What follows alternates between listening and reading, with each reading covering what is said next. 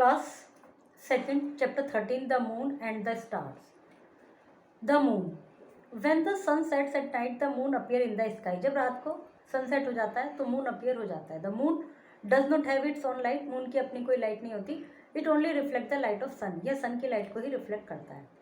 Which falls in, जो कि इसके ऊपर गिरती है. The light of the moon is not so bright. Moon की लाइट so bright, इतनी ज़्यादा ब्राइट नहीं होती. So we do not see it during the day. तो इसलिए हमें ये दिन में दिखाई नहीं देता, क्योंकि सूर्य की रोशनी इतनी तेज होती है कि इसके ऊपर पड़ जाती है और ये बिल्कुल दिखता ही नहीं है. The moon goes around the earth. Moon earth के अराउंड रिवॉल्व करता है. It makes a complete round of the earth in 1 month. ये एक पृथ्वी का जो एक राउंड है वो 1 month में पूरा करता है.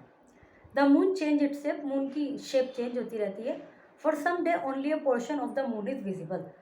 कुछ दिन इसका केवल कुछ ही पार्ट विजिबल होता है. When the moon is seen round like a ball we call it full moon.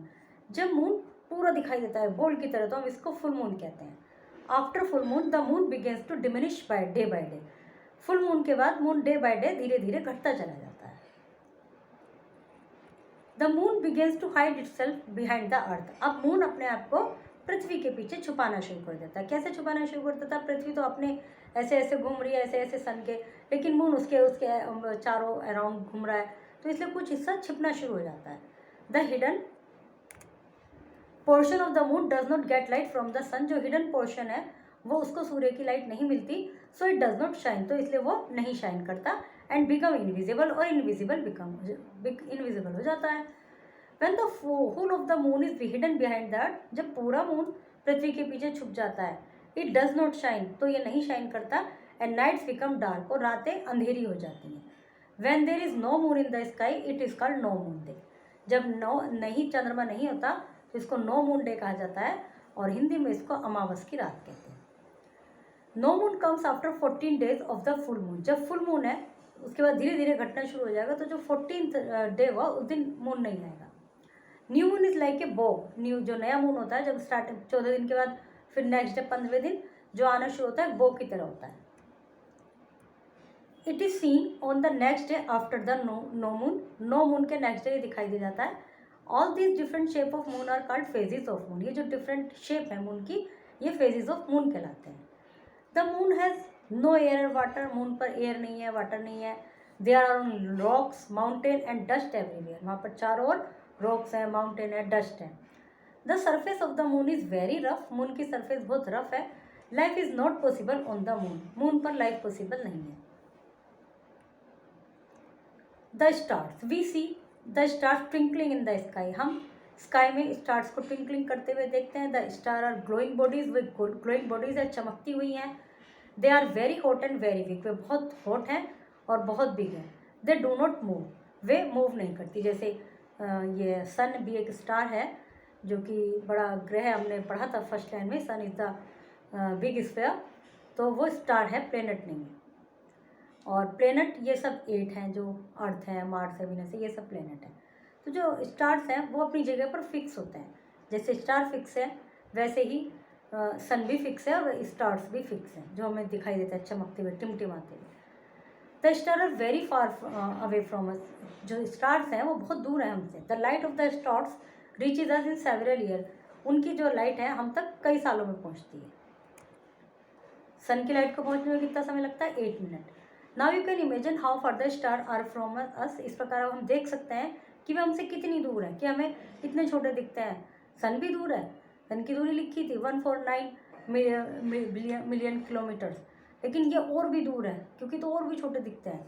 You can also understand why the star appear so small.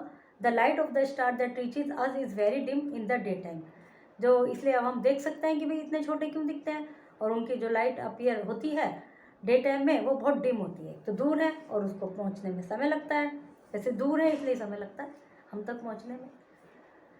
The sunlight is very bright so their dim light is not seen in the bright light of the sun. Sun जो stars की जो light है वो बहुत dim होती है और sunlight बहुत ब्राइट है, इसलिए स्टार्स की लाइट हमें नहीं दिख पाती.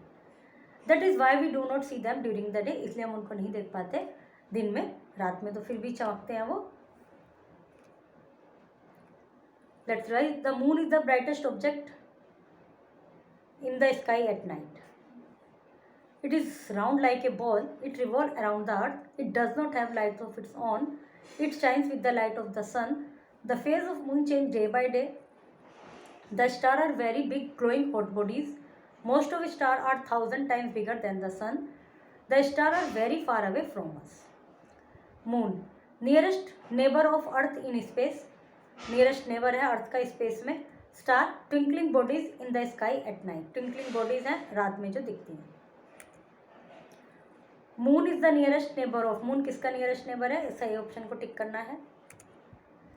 The moon takes dash to complete one full round around the earth.